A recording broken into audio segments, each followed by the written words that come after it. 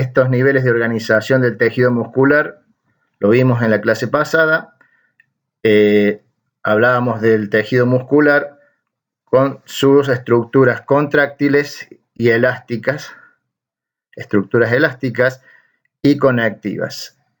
Acá el sistema conectivo, donde bien lo explicó la profesora Gisela, ¿sí? Esta fibra muscular cubierta por este músculo cubierta por distintos tejidos conectivos, desde el epimicio, el perimicio y el endomicio. A su vez, esta fibra muscular está constituida por distintos haces musculares, y esos haces musculares vamos a describir hoy la fibrilla muscular que contiene una unidad estructural llamada sarcómero.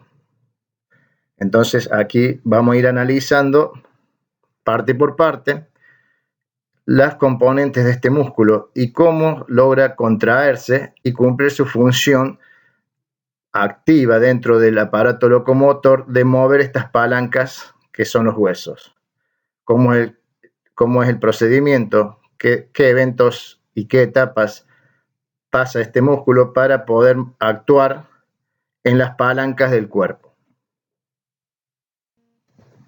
Aquí lo vemos un poco más detallado, eso que veíamos recién, la microestructura del músculo esquelético.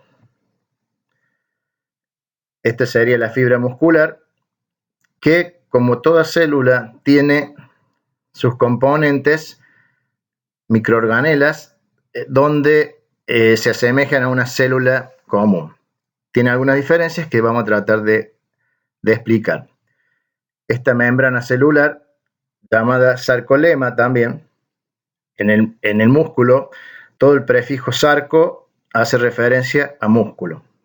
Entonces, como toda célula, acá tiene una membrana, se le activa esta membrana para ciertos iones y sustancias que llamamos sarcolema. Lo que en otras células se denomina citoplasma, aquí se denomina sarcoplasma. Tenemos el retículo sarcoplasmático que tiene una función fundamental. Acá vamos a nombrar organelas que en la contracción muscular cumplen un rol fundamental. Túbulos T que van a transmitir impulsos desde la membrana celular hacia el interior, van a dispersar ese impulso en forma rápida a toda la fibra muscular. Tenemos las miofibrillas que veíamos en el gráfico anterior. Mitocondrias encargadas de generar ATP en un proceso que verán el año que viene, con mayor profundidad. Y nosotros vamos a hacer referencia a esta unidad estructural llamada sarcómero, que está delimitada entre una línea Z y otra línea Z. Dentro de ese sarcómero tenemos distintas bandas que van a hacer referencia a la ubicación de ciertas proteínas que son las protagonistas de la contracción muscular.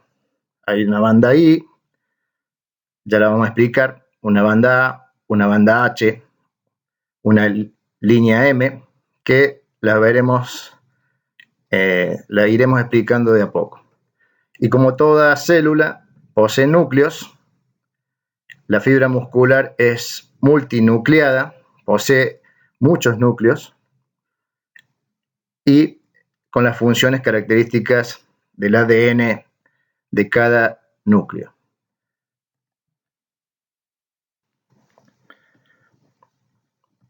Aquí tenemos el sarcómero, que sería la unidad funcional y estructural del músculo estriado. A partir de este análisis podemos explicar la contracción de todo el músculo. Sarcómero es lo que veíamos recién dentro de la fibra muscular.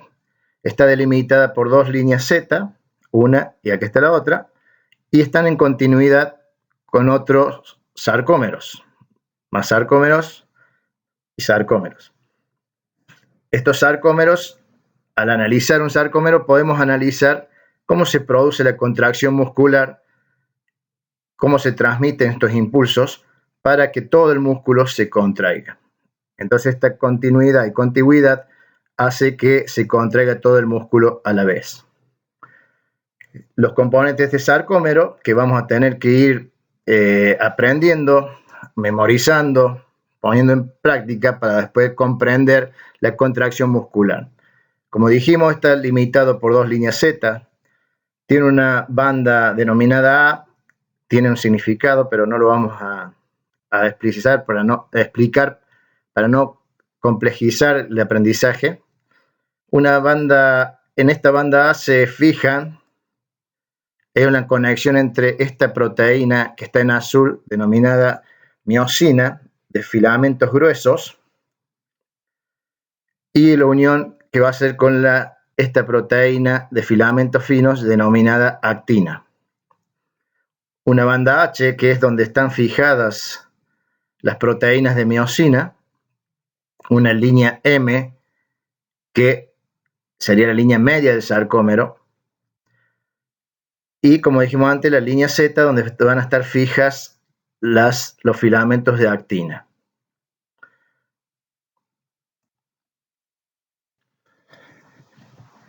Bueno, aquí tenemos algunos conceptos y nomenclaturas para tener en cuenta. Lo que recién hablábamos en forma verbal, ahora escrito para ver si nos podemos fijar. Para conocer los mecanismos de contracción muscular, tenemos que conocer la microestructura del músculo esquelético.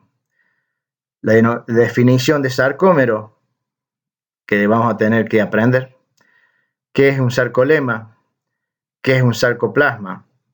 ¿Qué es un retículo sarcoplasmático? El sistema tubular T y las miofibrillas. Estos conceptos de estos órganos celulares, nos van a poder ir guiando para la comprensión de la contracción muscular. Fíjense que tienen referencia con la célula biológica que hemos visto en el secundario.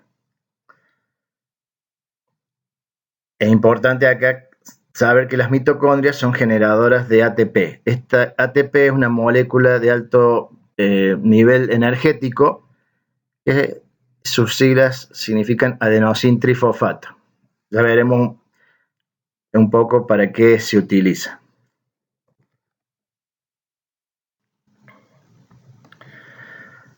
Proteínas principales en la acción muscular que vamos a tener en cuenta y vamos a tener que comprender y memorizar los nombres. Porque después, mientras vemos los eventos que se producen en la contracción, estas proteínas son las protagonistas. Proteínas contráctiles, miosina y actina. Dijimos que la miosina de filamento grueso se va a fijar en la línea media, en la banda H del sarcómero, y se atrae con la actina, que está fija en la línea Z. Hay una atracción entre los filamentos de estas proteínas, pero en reposo la actina tiene cubierto esos surcos de atracción hacia las cabezas de miosina.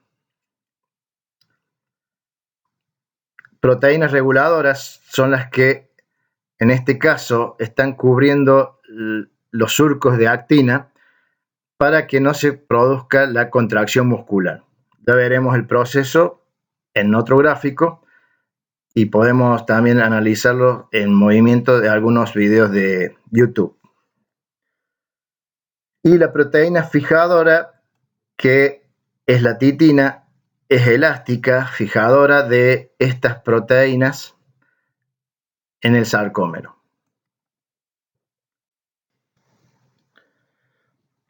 Bueno, un poco la definición o los conceptos de las proteínas contráctiles. Miosina, molécula grande y compleja de estructura helicoidal, que tiene un filamento grueso, el cual se van entrelazando esas proteínas y terminan en una cabeza que es la que se va a unir a la actina.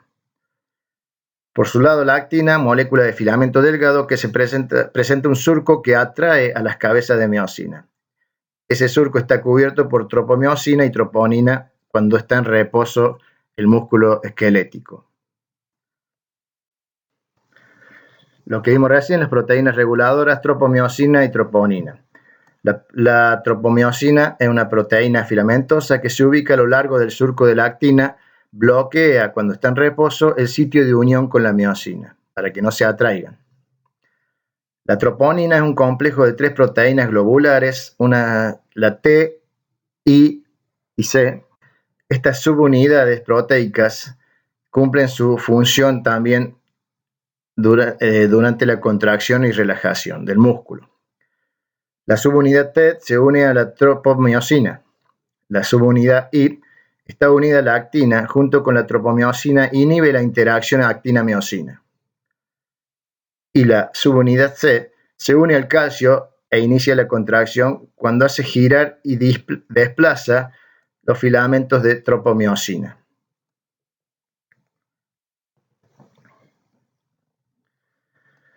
En este gráfico, que ya veremos la explicación en diapositivas posteriores, podemos ver el mecanismo de contracción muscular y relajación muscular. Lo vamos a explicar así en forma rápida en este gráfico y después iremos desmenuzando paso a paso. Pero quise poner esta diapositiva para que ustedes se ubiquen en la célula. Sería la membrana celular, los túbulos T, invaginaciones que llevan sustancias hacia el interior de la célula. Cuando veamos sistema nervioso, vamos a ver la transmisión de impulsos y así es como se comienza el mecanismo de contracción muscular. Llega por una neurona un impulso nervioso con neurotransmisores, en este caso el más importante es la acetilcolina. Esos neurotransmisores modifican el potencial de membrana, de reposo. Ese potencial de membrana se ve modificado y hace que se abran los canales en la membrana celular. En esto lo veremos en forma más profunda cuando veamos el tema sistema nervioso. En este proceso, que se hace un potencial de acción de la membrana, ingresan distintos iones. En este caso, el sodio y el calcio hacen ingreso y cambian el potencial de reposo de la célula. El reposo de la célula generalmente la tenemos en menos 70, menos 80 milivolts. Entonces se cambia el potencial haciéndose más positivo y se produce un potencial de acción. Esos iones de calcio ingresan y también permiten que se abra los retículos sarcoplasmáticos, este almacenamiento de calcio. En el retículo sarcoplasmático tiene unas vesículas donde se almacena gran cantidad de calcio. Se abre ese almacén de calcio, se abre y se dispersan los iones de calcio hacia los microfilamentos. La troponina C tiene gran atracción por los calcio y produce que se mueva esa rueda y desplace a la tropomiosina, dejando descubiertos los filamentos de actina, los cuales son atraídos por la miosina. En esa atracción se van uniendo filamentos de actina y miosina y se produce la contracción. El proceso inverso de relajación muscular produce el proceso inverso. Necesitamos energía para la contracción y para la relajación muscular generada por el ATP. Esas moléculas de ATP se hidrolizan y producen la contracción muscular. En la relajación muscular, las proteínas de ATP se van fijando en la cabeza de miosina y una bomba de calcio libera el calcio de la troponina y los vuelve a almacenar en el retículo sarcoplasmático y fuera de la membrana celular. Entonces se vuelven a tapar los surcos de la actina, se separan miosina de actina, se almacena el calcio en el retículo hasta la próxima contracción muscular y vuelve el potencial de reposo de la membrana.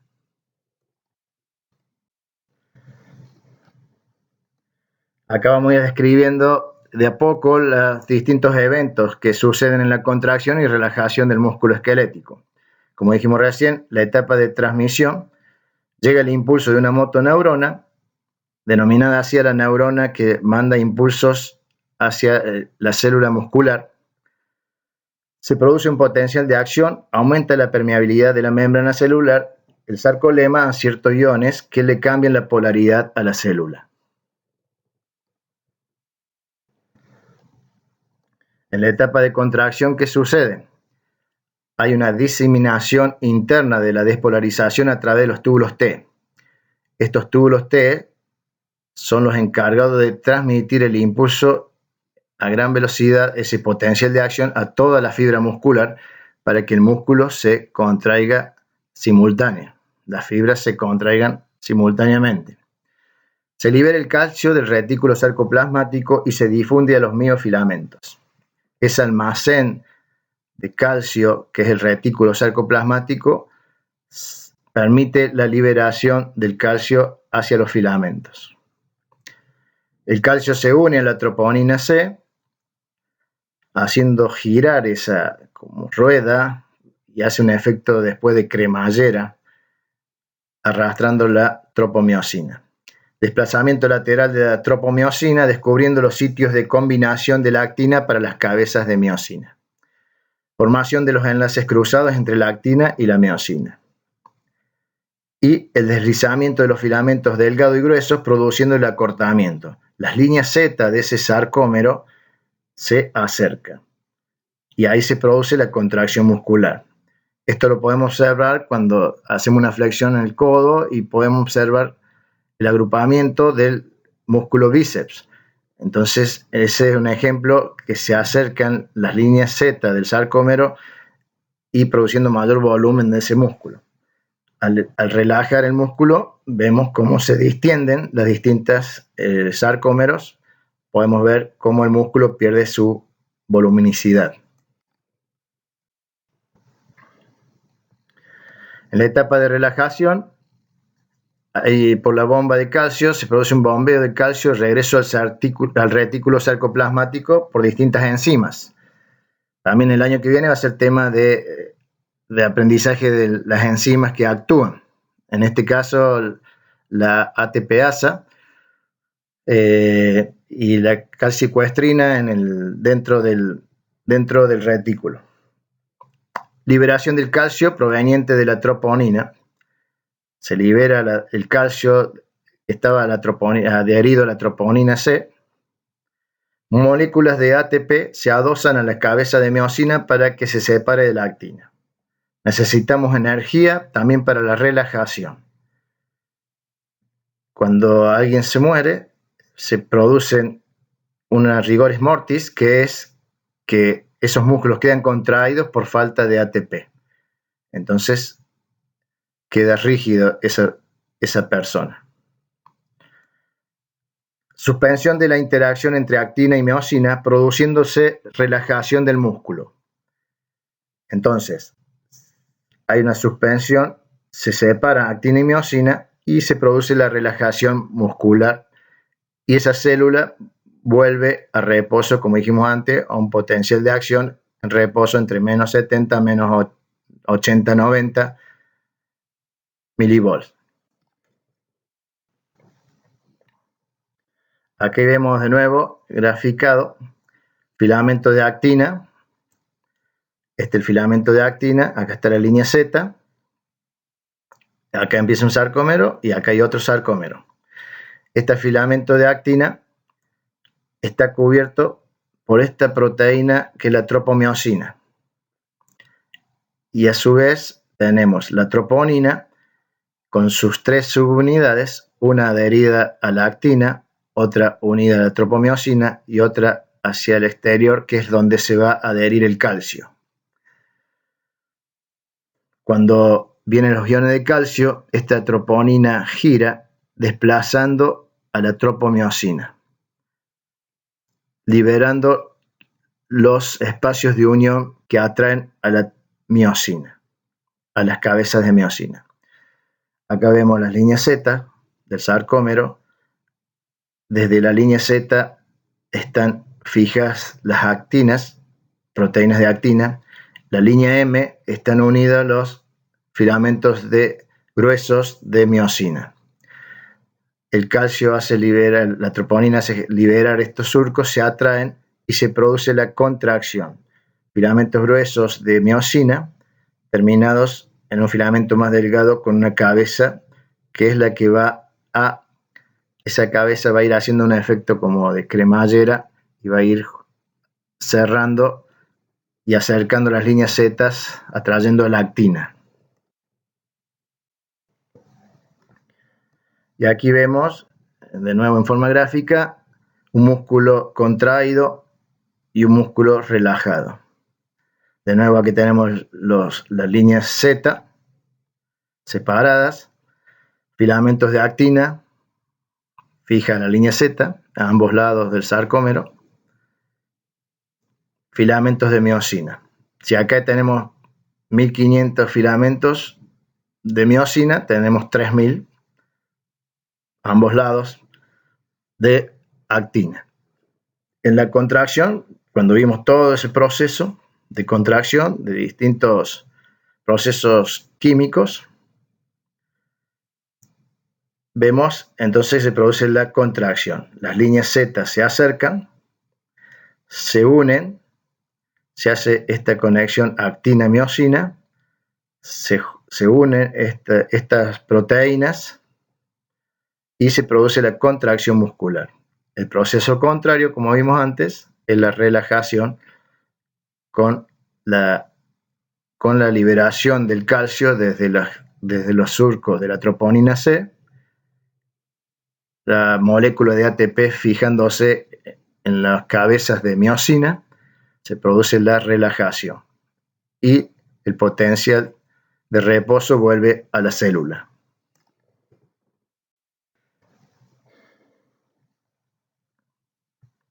Pasamos al segundo tema de esta clase, el cuerpo como un sistema de palancas. Cuando el ser humano se dio cuenta que con palancas podría hacer menor esfuerzo para mover mayores cargas, se empezó a describir y a conceptualizar sobre las palancas. Ya Arquímedes, a 280 años antes de Cristo, ya analizaba esta máquina simple. Arquímedes decía, denme un punto de apoyo y yo podré mover la tierra. Por supuesto, para esa época era considerado un loco, un excéntrico. Pero algo de razón tenía que varias leyes y principios de Arquímedes nos siguen rigiendo hasta el día de hoy. Entonces, el concepto de palanca para la física es una máquina simple constituida por una barra usada para transmitir una fuerza que apoyada en un punto de apoyo, esto sería el punto de apoyo, vence una resistencia. Entonces, se dio cuenta el ser humano que usando una palanca podía con menor esfuerzo hacer trabajos más pesados.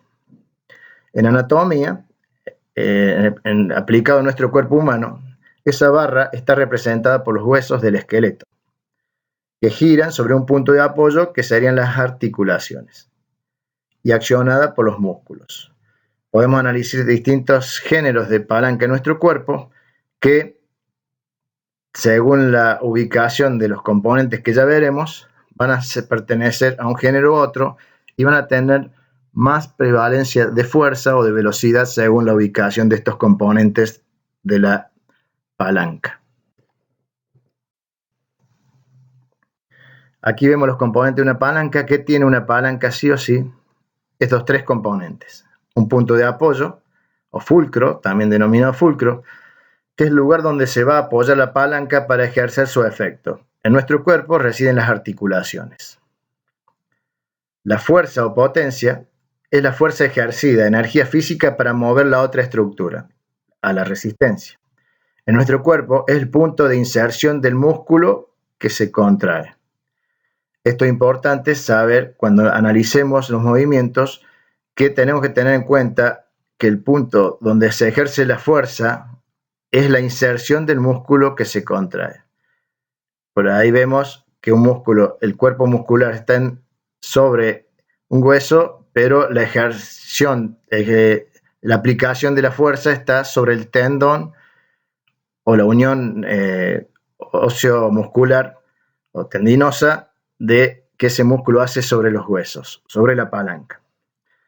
Y la resistencia es una estructura, cosa u objeto que se opone a la fuerza. En nuestro cuerpo es la fuerza de gravedad del segmento que se mueve, más el peso adicional que pudiera hallarse en contacto con el mismo.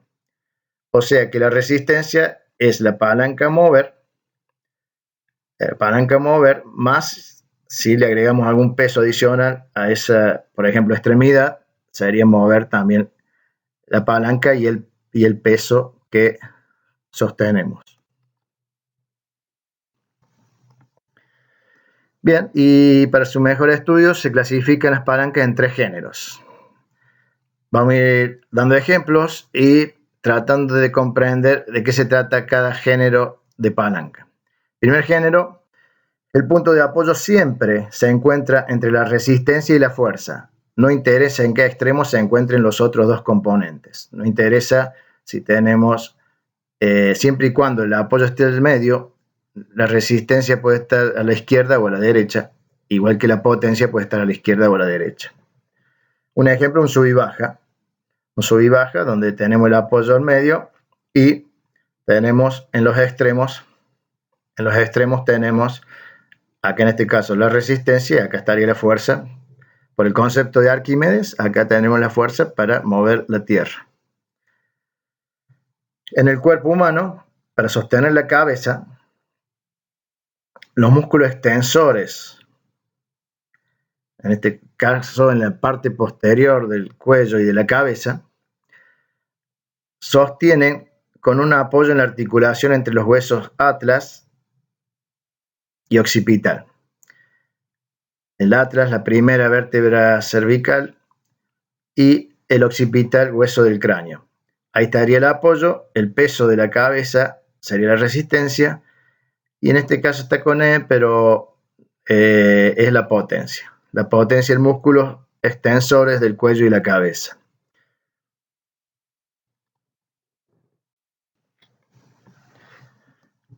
Acá vemos más ejemplos de palanca de primer género. Esto representaría, puede ser un sub y baja. Importante que el fulcro, el apoyo está en medio, entre la resistencia y la potencia. Este brazo, este segmento, desde el fulcro hacia la potencia se llama brazo de potencia. Y desde el fulcro hasta la resistencia se denomina brazo de resistencia. En la fórmula, brazo de potencia por potencia es igual al brazo de resistencia por la resistencia. En física, para darnos cuenta qué fuerza necesitamos para mover esta resistencia, esa fórmula, se despeja esa fórmula y podemos calcular qué potencia se necesita para levantar cierta carga. ¿Sí? Hay muchas fórmulas. La fórmula es esa de, acá no está hecha la fórmula, está separada, pero es brazo de potencia por potencia es igual al brazo de resistencia por resistencia. Entonces se despeja la incógnita de que queremos calcular. En este caso, si queremos calcular la fuerza, despejamos fuerza para ver qué fuerza se necesita o potencia para mover cierta carga, por ejemplo, 200 kilogramos. Por supuesto que este fulcro o la fuerza va a variar si el fulcro está más próximo a la potencia o si está más próximo a la resistencia. Si se alarga el brazo de potencia, haremos menor esfuerzo para levantar la resistencia. Si este fulcro se acerca a la resistencia, tendremos que hacer más fuerza. Si se acerca este fulcro a la potencia, tenemos que hacer más fuerza para levantar la misma carga. O sea que si el brazo de resistencia es más largo, tendremos que hacer más fuerza para levantar la carga. Si el brazo de potencia es más largo, con menor esfuerzo podríamos levantar la misma carga. Otro ejemplo es la pinza. Acá en la pinza tenemos el punto de apoyo, la resistencia en una tenaza de lo que queremos cortar y la fuerza, en este caso los dedos, para cerrar la pinza. En nuestro cuerpo, el ejemplo anterior, hay otros ejemplos que trataremos de desmenuzar, sobre todo entre vértebra y vértebra, o en el codo tenemos también el ejemplo del tríceps. El peso de la cabeza sería la resistencia, el apoyo al medio, acá, en la articulación artroide-occipital, y el músculo extensor del cuello que sostiene, que extiende la cabeza. Esa sería la potencia.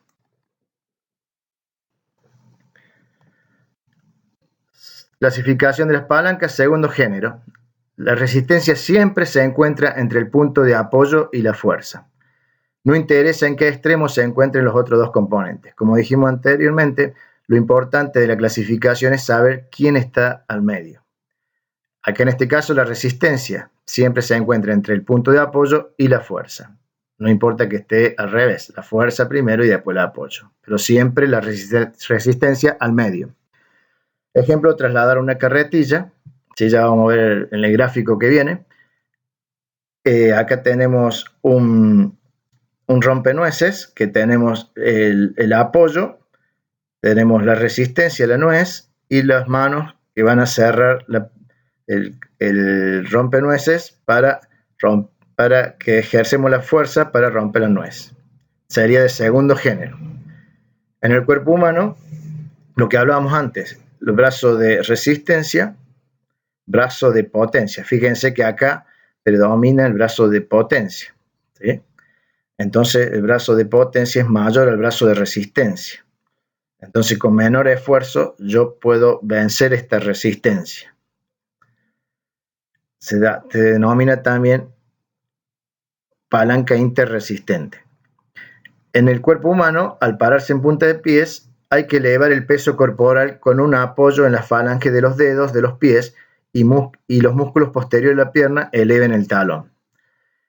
El peso del cuerpo, al hacer punta de pie, el peso del cuerpo cae perpendicular, ya sea también por el peso de la gravedad, en donde tenemos el apoyo en la falange de los dedos, la resistencia del peso corporal y tenemos la potencia aquí en los músculos posteriores de la pierna, ¿sí? Que son extensores en este caso, en donde desde el calcáneo van a jalar de la inserción, acá inserción muscular, recuerden que siempre la inserción, por más que veamos el cuerpo muscular aquí, desde la inserción van a ejercer la potencia para elevar el cuerpo haciéndolo en punta de pie.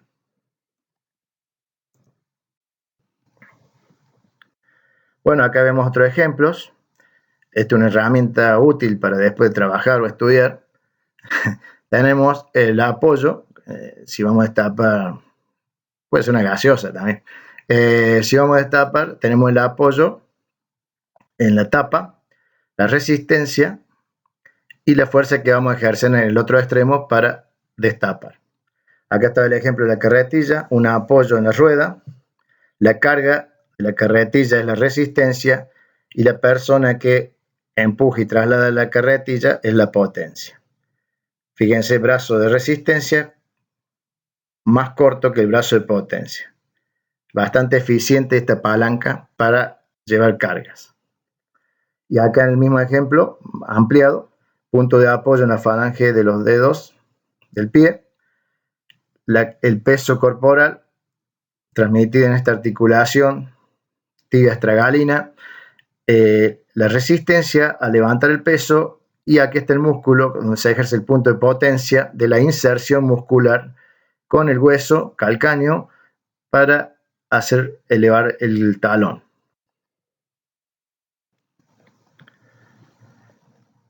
Seguimos por último con las de tercer género. Acá la fuerza siempre se encuentra entre el punto de apoyo y la resistencia. No interesa en qué extremo se encuentran los otros dos componentes. Como dijimos antes, no interesa si está primero la resistencia o el apoyo. Lo que sí la fuerza siempre al medio. Un ejemplo, una pinza de depilar. Ya vemos en la diapositiva que se viene, veremos más ejemplos. Acá tenemos una caña de pescar, donde la resistencia sería el pez a sacar. Acá tenemos la mano que sostiene la caña y el fulcro o el apoyo, que puede ser en la cadera, puede ser en un apoyo de caña. Entonces tenemos al medio, tenemos acá una palanca de tercer género. Podemos entonces tener al medio la potencia, la resistencia y el brazo de potencia.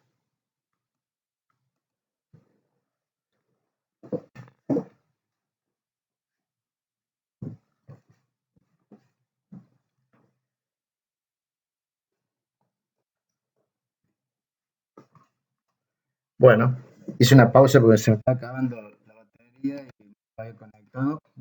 Seguimos. Bien, ahora sí. Tenemos el ejemplo entonces de tercer género. En el cuerpo humano, al flexionar el codo, el punto de apoyo sería la articulación del codo. La fuerza la ejercen los músculos flexores del codo en la inserción y la resistencia es el antebrazo más la carga posible. Acá está el ejemplo. Tenemos la resistencia en esta palanca de resistencia desde la inserción muscular hasta la mano, extremidad, y si tenemos una carga, una mancuerna, etcétera, tenemos que levantar esa resistencia. Brazo de resistencia. Acá lo que decíamos recién, una pincita de pilar, sería el ejemplo. Siempre la potencia al medio, acá los dedos ejercen la fuerza, la resistencia, el pelo a sacar, o la espina, y el punto de apoyo en el extremo de la pincita. Para los músicos, un pedal de batería, tenemos el apoyo, la potencia en el pie y la resistencia para mover el martillo. Acá en lo que veíamos recién en el brazo y antebrazo, flexión de codo. La fuerza al medio, la inserción muscular, recuerden, por más que veamos el músculo bíceps que predomina su cuerpo aquí en el húmero, vemos que la inserción va al radio. Entonces tenemos que analizar siempre que la potencia está en la inserción. A veces nos confundimos porque lo vemos al bíceps antes y decimos que la potencia está acá. Entonces analizamos que si fuese de primer género, porque está la potencia acá, el apoyo y la resistencia. No, tener en cuenta siempre es la inserción muscular.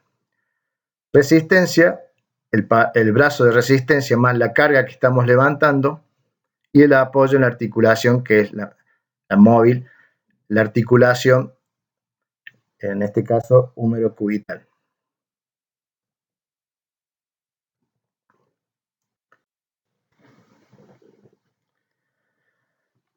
Bien, pasamos al último tema de hoy, que es cadenas cinéticas.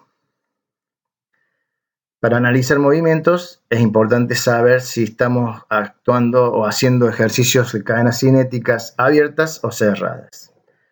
¿Qué son estas cadenas? Es un sistema musculoesquelético que está compuesto por una serie de grupos, que son los eslabones musculares, articulares y óseos, las palancas, que no actúan aisladamente y forman una cadena que rigen los diferentes patrones motrices del ser humano. O sea que se denominan cadenas porque ningún músculo o extremidad reacciona sola o en nuestros movimientos, ¿sí? En los patrones motrices siempre están concadenados una cadena muscular o un grupo muscular con otro. Biomecánicamente hace referencia a la cadena muscular motora que interviene en el movimiento de los huesos a través de las articulaciones.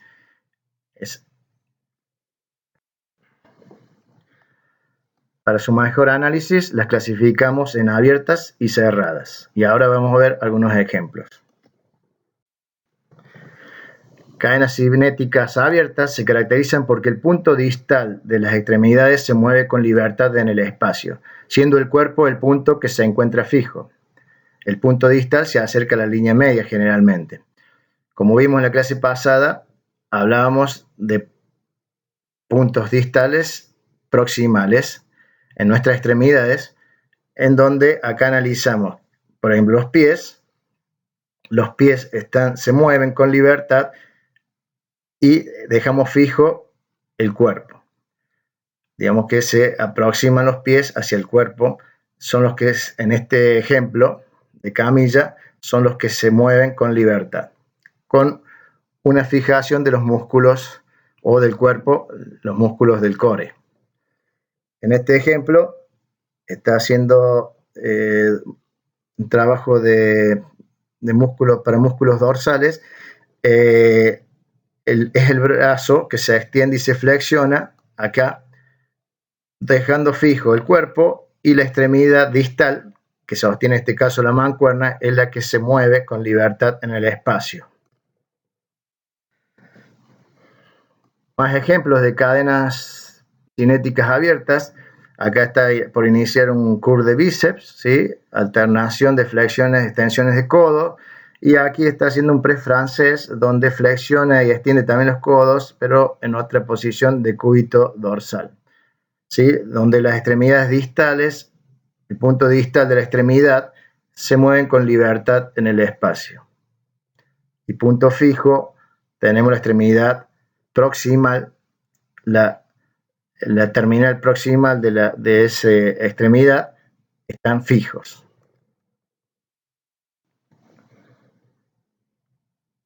Por su lado, las cadenas cinéticas cerradas son ejercicios que se caracterizan porque el punto distal de las extremidades, los pies o las manos, se encuentran en un punto fijo y el cuerpo se aproxima a ellas.